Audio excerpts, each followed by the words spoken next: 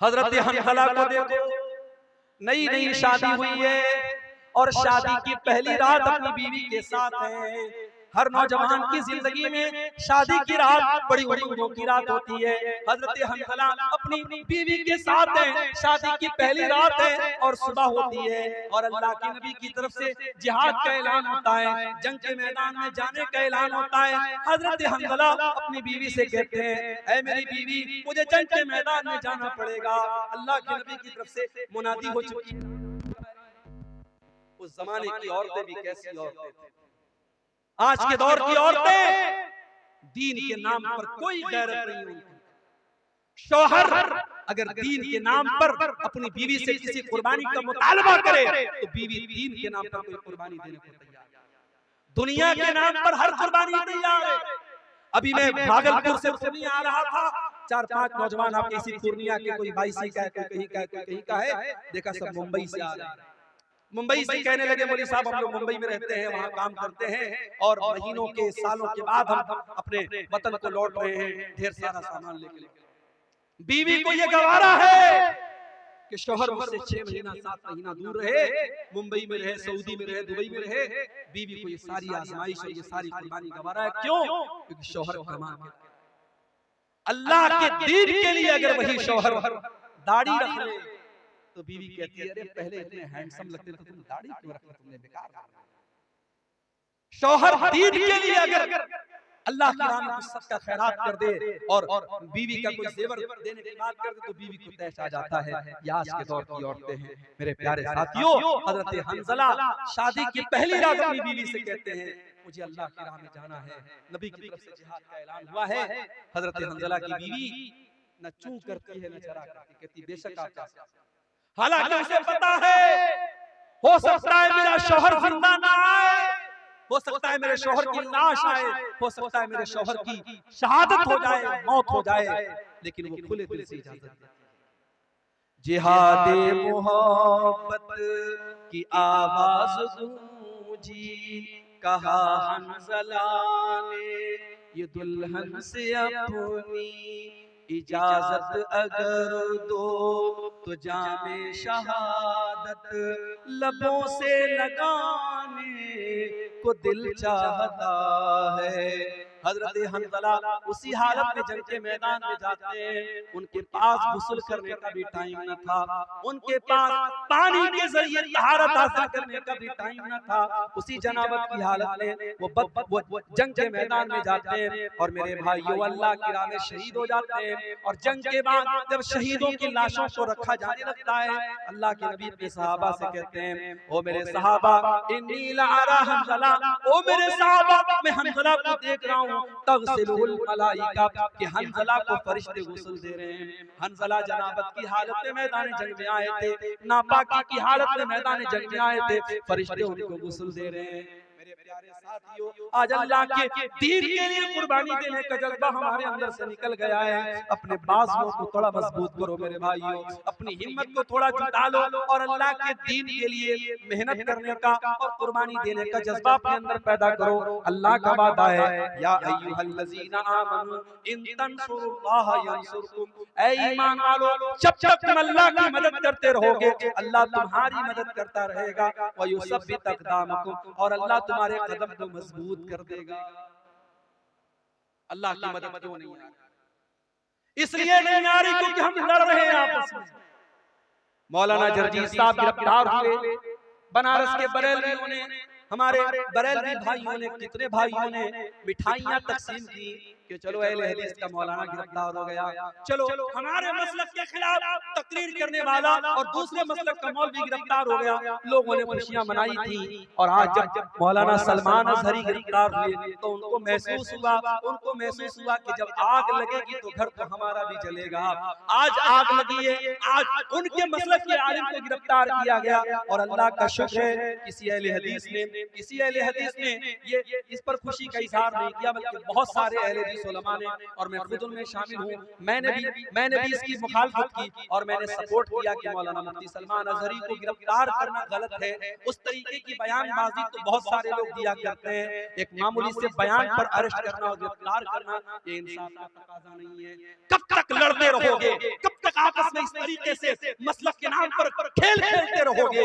अगर आज इस्लाम का कोई दुश्मन आपके मुसलमान को पकड़ करके उससे जबरदस्ती कहता है तुम फला मजहब का नारा लगाओ और फला माबूद का नारा लगाओ, तो हम उसको देख करके हमें गुस्सा आता है। लेकिन आप जाओ देखो फेसबुक के ऊपर वो वीडियो भी आप देखो कि एक मुसलमान को बरेलवी मसलक के लोगों ने पकड़ा और कहा कि तू आला हज़रत को मानता है कि नहीं मानता है, तू बरेली शरीफ को मानता है कि नहीं मानता है, तू फला फला को काफिर मानता है कि नहीं मानता है। ये मसलक की आग और ये फिरके की आग इस कदर लग चुकी है, एक मसलक का मुसलमान दूसरे मसलक के मुसलमान को पकड़ करके जैसे मॉब लिंचिंग की गई मुसलमानों की, ऐसे एक मसलक का मुसलमान दूसरे मसलक की मॉब लिंचिंग करने के लिए तैयार है और उसको पकड़ करके धमका करके उससे अपने मसलक के नारे लगवा रहा है। कब तक हम लड़ते रहेंगे मेरे भाई? आज पानी सर से ऊंचा जा चुका है। जब हमारा दुश्मन मसलक की बुनियाद पर और फिरके की बुनियाद पर हमारे दरमियान कोई तफरीक नहीं करता, तो हम और आप अपने आप को तफरीक में क्यों बांटते हैं? आओ सीसा पिलाई हुई दीवार बन जाओ। और मैं बड़ी खुशी के साथ कहता हूँ, मैं पक्का सलफियुल मसलक अल्हम्दुलिल्लाह हूँ और बनारस के जामिया सलफिया जो हमारी जमात का मरकजी इदारा है वहां से मैंने तालीम हासिल की है। लेकिन आज अल्लाह का शुक्र है, फेसबुक के ऊपर आप देख लें, यूट्यूब के ऊपर आप देख लें, बड़ी तादाद में हमारे बरेलवी भाई, हमारे देवबंदी भाई भी मेरी तकरीरों को सुनते हैं। और यही मेराज का, शबे मेराज का मौका था जिसको आमतौर से लोग शबे मेराज मानते, हालांकि हमारा ये अकीदा नहीं है। हम ये तो मानते हैं कि अल्लाह के नबी को मेराज हुई, मगर मेराज कौन सी रात हुई, कौन से महीने में हुई, ये कंफर्मेशन हमें हदीसों की रोशनी में नहीं मिलता। लेकिन आमतौर से लोग 27 रजब को शबे मेराज मानते हैं कि उसी रात में मेराज हुई। बनारस से 100 किलोमीटर दूर, बनारस से 100 किलोमीटर दूर एक जगह पड़ती है मछली शहर, वहां पर बरेलवी भाई हर साल प्रोग्राम कराते हैं मेराजुल नबी के नाम पर। आप YouTube पर जाके देख ले, वहां मुझे तकरीर का मौका दिया। बरेलवियों का मजमा है, उनके नारे लग रहे हैं, उनके उलमा बैठे हैं वहां पर। अल्हम्दुलिल्लाह मैंने तकरीर की और कुरान और हदीस की रोशनी में की, और जो सही बात है, जो किताब और सुन्नत की बात है, वो मैंने बयान की। मेरे भाइयों, हम चाहते हैं कि ऐसा माहौल बने, एक दूसरे का एहतराम हम करना सीखें, एक दूसरे के उलमा का एहतराम करना हम सीखें। हमारे जो इख्तिलाफात हैं हम एक दायरे में रह करके उसको हल कर सकते हैं। लेकिन आज मसलक खेलने का टाइम नहीं है मेरे भाई। हमारी तारीख ये बताती है, अंदलुस जैसा मुल्क मुसलमानों से खाली हो गया, वहाँ की मस्जिदों को अस्तबल बना दिया गया, वहाँ की मस्जिदों में दास के अड्डे और शराब के अड्डे बन गए। क्यों? जाओ इतिहास उठा के देखो, तारीख उठा के देखो, अंदलुस के मुसलमान आपस में लड़ पड़े, छोटी छोटी रियासतें कायम हो गई, अंदलुस के अलग अलग इलाके में छोटी छोटी हुकूमतें कायम हो गई। और जब दुश्मन ने हमला किया, दुश्मन का साथ अपने मुसलमान भाई के खिलाफ दिया उन लोगों ने, नतीजा ये निकला अंदलुस के अंदर से मुसलमान खत्म हो गए। और आज आप अंदलुस में देखिए, तलाश करना पड़ेगा, दूर दूर तक आपको कोई मस्जिद नहीं मिलेगी, कोई मुसलमान नहीं मिलेगा। मुसलमान पैसा कमाने की अंधी रेस में लग चुका है, ब्याज भी खा रहा है, जुआ भी खेल रहा है, सट्टा भी खेल रहा है, ऑनलाइन ऐप्स के जरिए हराम तरीके से पैसा भी कमा रहा है। मेरे भाइयों, कमाई को हलाल करो, कमाई को हलाल करो। सलफ कहा करते थे, अतिब मत माना का तू जब दावत का, अपनी कमाई को, अपने खाने को हलाल कर लो, हमारी दुआ कबूल होगी, अल्लाह की मदद आएगी अगर हमारी कमाई हलाल हो जाए। इसी तरीके से मेरे भाई, अगर हम चाहते हैं कि अल्लाह की मदद आए, मेरे नौजवान साथी, आपको अपनी जवानी की हिफाजत करनी पड़ेगी, अपनी जवानी की अहमियत को समझना पड़ेगा। अल्लाह की कसम दिल दुखता है जब फजर की नमाज में ये चंद बूढ़े हमें मस्जिद में नजर आते हैं। नौजवान कहां मर गए, मेरी कौम के नौजवान कहां मर गए? वो रात को 2-2 बजे तक, 3-3 बजे तक व्हाट्सएप पर चैटिंग करते रहे, लड़कियों से बातें करते रहे, अय्याशियां करते रहे, फेसबुक की रील्स देखते रहे, यूट्यूब के शॉर्ट देखते रहे, बेहयाई के मनाजिर देखते रहे। रात को 3-3 बजे तक हमारा नौजवान ये सब देख रहा है। और फजर की अजान जब होती है और मुअज्जिन कहता है अस्सलातु खैरुम मिनन नौम, नमाज नींद से बेहतर है, हमारा नौजवान बिस्तर पे सोया है। मेरे नौजवानों, ये अजान की आवाज सिर्फ 70 साल वालों के लिए नहीं, आपके लिए भी है। और मेरे रब की कसम, आप जब फजर की नमाज में उठ के जाते हैं, शैतान जलील होता है, शैतान पछताने लगता है कि मैं इस नौजवान को कैसे रोक नहीं पाया, इसको मैं फजर की नमाज में कैसे मैं रोक नहीं पाया। नौजवानों, अपने आप को नमाज का पाबंद बनाओ। और बात मुझसे पूछते हैं, मेरे पास व्हाट्सएप पर मैसेज भी आता है, शेख साहब गंदी आदत में पड़ गया, गंदे वीडियोस देखने की आदत हो गई, लड़कियों से चैटिंग करने की आदत हो गई, हराम काम की आदत पड़ गई। शेख साहब को ये इलाज बता दीजिए, कोई तरीका बता दीजिए। आओ तरीका बताता हूँ कुरान की रोशनी। गंदी आदतों से बचना है, बुरी आदतों से बचना है, अय्याशी से बचना है, मोबाइल के गलत इस्तेमाल से बचना है। एक नुस्खा बताता हूँ, नोट कर लो मेरे भाई। कुरान में अल्लाह फरमाता है, फखलफ मिन बादिहिम खल्फुन अदाउस्सलात वत्तबउश्शहवाति फसौफ यलकौन गय्या। अल्लाह कुरान के 16वें पारे में फरमा रहा है कि जो लोग नमाज नहीं पढ़ते हैं, जो लोग नमाज की पाबंदी नहीं करते हैं, वही लोग ख्वाहिशात की पैरवी करते हैं, वही लोग शहवतों की पैरवी करते हैं और वही लोग जहन्नम में जाएंगे। इसका उल्टा ये मतलब निकला कि जो नमाज की पाबंदी करेगा, जो पांचों टाइम की नमाज हर हाल में पढ़ेगा, वो ख्वाहिशात की पाबंदी से बचेगा, वो गलत शहवतों से बचेगा, वो औरत के फितने से बचेगा। वो जिसको ये रात में फिक्र होगी मुझे सुबह फजर की नमाज जमात के साथ पढ़नी है, वो रात में कोई गंदा काम करने के पहले वो मोबाइल पर कोई गंदी चीज देखने के पहले 1000 बार सोचेगा कि यार मैं नमाजी आदमी हूँ, ये चीज मुझे सूट नहीं करती है, वो बंद कर देगा। वो अगर बचना चाहते हो नमाज की पाबंदी करो। और यही बात अल्लाह कुरान के 21वें पारे में कहता है, उतलु मा उहिया इलैका मिनल किताब व अक़िमिस सलाह इन्नस सलाता तन्हा अनिल फ़हशाइ वल मुनकर। ऐ नबी, कुरान की तिलावत करो और नमाज की पाबंदी करो। नमाज बेहयाई और बुराई से रोकती है। ये दो काम कर लो, कुरान की तिलावत पाबंदी से करो और नमाज पाबंदी से पढ़ो, फिर देखो बेहयाई से बचते हो कि नहीं बचते हो, बुराई से बचते हो। मेरे भाइयों, नमाज की पाबंदी, और नमाज कोई मामूली चीज नहीं है, टेंशन को दूर करने वाली चीज। मैं मानता हूं इस वक्त हालात बड़े बेचैन कर देने वाले हैं। मीडिया में आने वाली खबरें, यूपी की खबरों से बिहार वाले परेशान, बिहार की खबरों से यूपी वाले परेशान, तमिलनाडु की खबरों से नॉर्थ इंडिया के मुसलमान परेशान। ये मीडिया आज हमको परेशान कर रहा है, डिस्टर्ब कर रहा है। आज इस माहौल में नमाज हमारी बहुत बड़ी जरूरत भी है। नमाज पढ़ो और कुनूत नाज़िला का इत्मीनान करो। मेरे नबी दुश्मनों पर बद्दुआ करने के लिए कुनूत नाज़िला पढ़ते थे।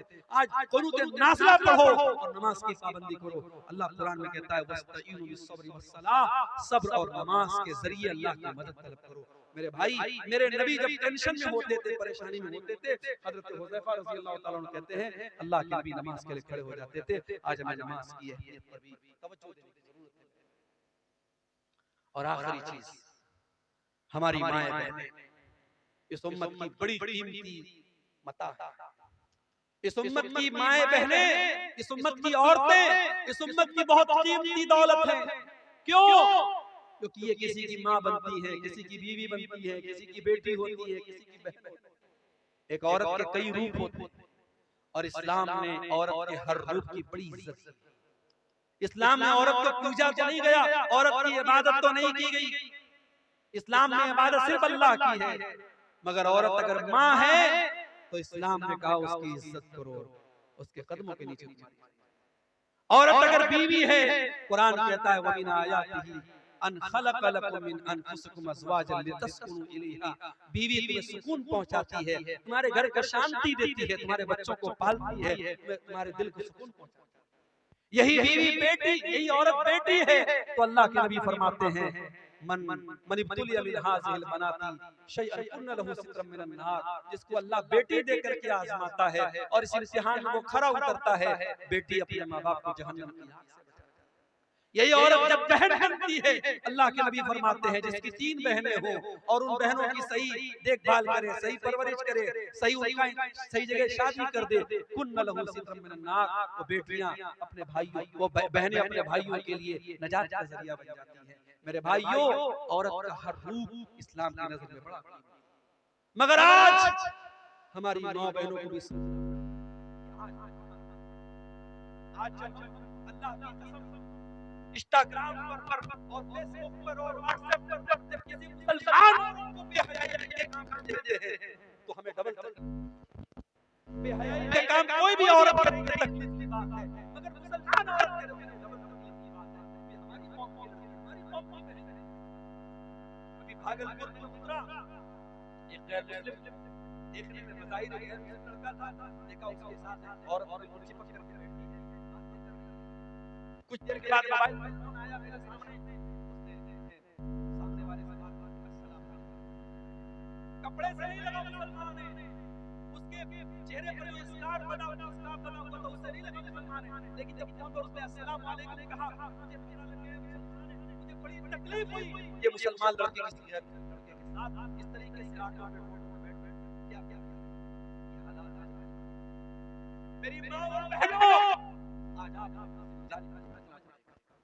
आज आपको बेहयाई और बेगैरती के इस तूफान का मुकाबला करना है, उसका शिकार नहीं बनना। औरत बड़ी कीमती चीज भी है और शैतान का बहुत बड़ा हथियार भी है। अल्लाह के नबी फरमाते हैं, अद्दुनिया कुल्लुहा मता व खैरु मताई दुनिया अल मरअतु सालिहा, दुनिया की सबसे कीमती दौलत नेक औरत है। और अल्लाह के नबी ये भी फरमाते हैं, अल मरअतु औरत पर्दे में रहने की चीज है। फैज़ा खरजत, जब ये औरत घर से निकलती है, इस तशरफा शैतान, तो शैतान का शिकार बन जाती है, शैतान का आला बन जाती है।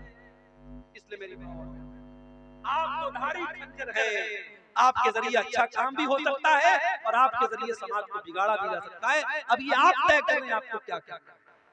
और मर्दों से मैं गुजारिश करूं कि आपके घर की औरतें क्या पहन रही है, किस हालत में निकल रही है, ये देखना आपकी जिम्मेदारी है। आप दयूस न बने, आप बेगैरत न बने।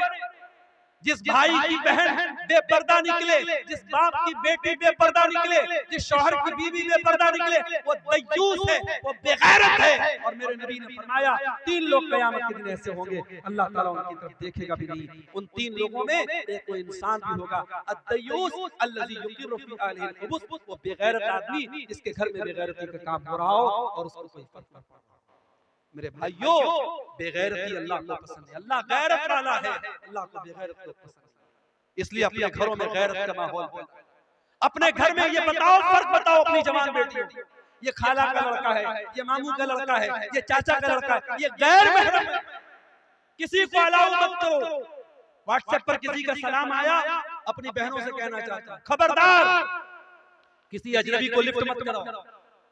वो पहले भाई बन करके बात करेगा, फिर दोस्त बन जाएगा, फिर बॉयफ्रेंड बन जाएगा, फिर मिलने की बात करेगा, फिर तुम्हारी खूबसूरती की तारीफ करेगा। वो किस तरीके से पट्टी पड़ाएगा तुम नहीं समझ सकते। इसलिए खबरदार, होशियार, ये फेसबुक, ये व्हाट्सएप, ये चैटिंग के जितने रास्ते हैं, ये ज़िनाकारी और बदकारी की तरफ लेके जाते हैं। मुसलमान लड़की अगर मोबाइल इस्तेमाल करती है, बहुत होशियार है। किसी को अपने पर्सनल इनबॉक्स में आने की इजाजत नहीं। कोई नए नंबर से कोई भी अजनबी आपको मैसेज करने की कोशिश करे, तुरंत ब्लॉक का ऑप्शन करो, ब्लॉक। मेरे भाइयों, आखिर में ये कहना चाहता हूं, मुल्क के हालात जो भी हैं जैसे, मगर हम आजाद नहीं। हमारे बड़े मौजूद हैं, हमारे उलमा मौजूद। हम अपने उलमा की, अपने बड़ों की रहनुमाई के बगैर कोई कदम नहीं, कोई ऐसा काम नहीं करेंगे जिससे हमारे मुल्क का कोई नुकसान हो, हमारी कम्युनिटी का कोई नुकसान हो, हमारे समाज का। दुनिया में जो लोग और फितना फसाद की बातें करें, वो करते रहे। मैं तो किसी ऐसे बयान के भी पक्ष में नहीं हूं जो बयान 2 कम्युनिटी के बीच में फसाद फैलाने का। हम अमन और शांति के प्रतीक हैं और रहेंगे, लेकिन हाँ, हम बुज़दिल भी न बने, हम कमजोर भी न बने। अगर वाकई में कोई हम पर जुल्म कर रहा है, तो जुल्म को सहन नहीं करना चाहिए, जुल्म को बर्दाश्त नहीं करना चाहिए, जुल्म के का मुकाबला करना चाहिए। और अगर अपनी जान और अपनी इज्जत और अपनी आबरू की हिफाजत करने में कोई मर भी जाए, तो मेरे नबी ने फरमाया, मन कुतिला दूना इर्दिही व मालिही फहुव शहीद। अपने माल की हिफाजत करने में, अपनी आबरू को बचाने के लिए कोई मर जाए, कोई कत्ल हो जाए, तो अल्लाह की राह में शहीद होता है। मेरे भाइयों, अपनी इज्जत की बात आ जाए तो टीपू सुल्तान का वो जुमला याद रखना कि शेर की एक दिन की जिंदगी गीदड़ की 100 साल की जिंदगी से बेहतर होती है। आखिर में ये यूट्यूबर हजरात से मैं कहना चाहूंगा कि चूंकि मुल्क का माहौल बहुत सेंसिटिव है, मुल्क का माहौल बहुत सेंसिटिव है, और मैं यूट्यूबर से कहना चाहूंगा, इसलिए कि 50 सैकड़ों यूट्यूबर यहाँ मौजूद हैं, कौन किस चैनल का वाला है मैं नहीं जानता। मेरी बहुत सारी तस्वीरों पर यूट्यूबर्स ने गंदे थंबनेल लगाए हैं, उल्टे सीधे थंबनेल लगाए हैं, ऐसे थंबनेल लगाए हैं जो कानून की नजर में गलत है। जो तकरीर में मैंने जो बात नहीं कही है वो थंबनेल लगा के आप लोग लगाते हैं। आज की तकरीर में ऐसा कुछ नजर नहीं आना चाहिए। मैंने आपको वजाहत कर दी है, आज की तकरीर में ऐसा कुछ अगर नजर आया तो मैं आपके खिलाफ एक्शन लूंगा। अभी हमारे भाई ने एक बात कही कि शराब के ऊपर भी थोड़ा सा बोल दीजिए। आप जानते हैं बिहार में हुकूमत की तरफ से शराब आता है, गुजरात में बहुत पहले से शराब आता है, मगर ये अजीब मसला है, जहां शराब बंद है, डाटा बताता है गुजरात में शराब एक जमाने से बंद है, लेकिन सबसे ज्यादा शराब गुजरात में। बिहार में शराब बंद है, मगर शराबियों ने बताया, शराबियों से पूछो तो बताएंगे कि शराब पहले से ज्यादा अवेलेबल है शराब पीने वाले। तो देखो, कानून के डंडे से शराब नहीं रुक रही, कानून के डंडे से शराब नहीं रुक रही। किससे रुकेगी? ईमान की ताकत से। कुरान की आयत उतरी किस माहौल में? जिस माहौल में शराब पानी की तरह लोग पीते थे, हर दस्तरखान पे शराब रहती थी, और इसीलिए शराब इकट्ठे हराम नहीं हुई, शराब 3 स्टेप में हराम। पहले अल्लाह ने सूरह बकरा की आयत नाज़िल की, यसअलूनका अनिल खम्र वल मैसिर कुल फीहिमा इस्मुन कबीरुन व मनाफिउ लिन्नास व इस्मुहुमा अकबरु मिन नफ़इहिमा। ऐ नबी, लोग आपसे शराब के बारे में पूछते हैं, जुआ के बारे में पूछते हैं। ऐ नबी, आप बता दीजिए कि शराब और जुआ में कुछ फायदा है, लेकिन ज्यादा नुकसान, उसका नुकसान ज्यादा है फायदा कम। अब ये शराब में क्या फायदा था? शराब पीने वाले कहा करते थे उसको पी करके हमारे में ताकत आ जाती है। जुआ खेलने वाले कहते थे जुआ खेल करके हम रातों रात अमीर बन जाते हैं। तो अल्लाह ने कहा चलो फायदा है लेकिन नुकसान ज्यादा है। शराब पी के तुम बहुत गलत काम करते हो, जुआ खेल के बहुत गलत काम करते हो। ये पहली आयत। दूसरी आयत सूरह निसा के अंदर अल्लाह ने फरमाया ला तक़रबुस सलात व अंतुम सुकारा। देखो, शराब पी करके नमाज के करीब मत जाओ। फिर तीसरी आयत उतरी सूरह माइदा, इन्नमल खम्रु वल मैसिर वल अंसाब वल अज़लामु रिजसुम मिन अमल शैतान। शराब, जुआ और पासे के तीर और गैरुल्लाह के आस्ताने, ये सब गंदे काम हैं शैतान के। जब ये आयत उतरी, सहाबे किराम शराब पी रहे थे। जैसे ही कुरान की आयत उतरी और नबी ने आके बताया कि ऐसी आयत उतरी है, सहाबा ने अपने घर से शराब के सारे बर्तन निकाल निकाल के तोड़ के फेंक दिए। शराब पूरे मदीना की गलियों में पानी की तरह। आज हमारे मुल्क में गुटखा बिक रहा है, सिगरेट बिक रही है, बीड़ी बिक रही है। बीड़ी के पैकेट पे लिखा हुआ है, सिगरेट के पैकेट पर लिखा है tobacco is dangerous to health. तंबाकू का इस्तेमाल सेहत के लिए बहुत खतरनाक है। टोबैको कॉजेस कैंसर, तंबाकू से कैंसर होता है। हुकूमत छपवा भी रही है, उस पर फेफड़े की खतरनाक तस्वीर भी बनी है, कैंसर की तस्वीर भी बनी है, और वही हुकूमत लाइसेंस दे रही है और बीड़ी भी बिक रही है, गुटखा भी बिक रहा है, सिगरेट भी बिक रही है।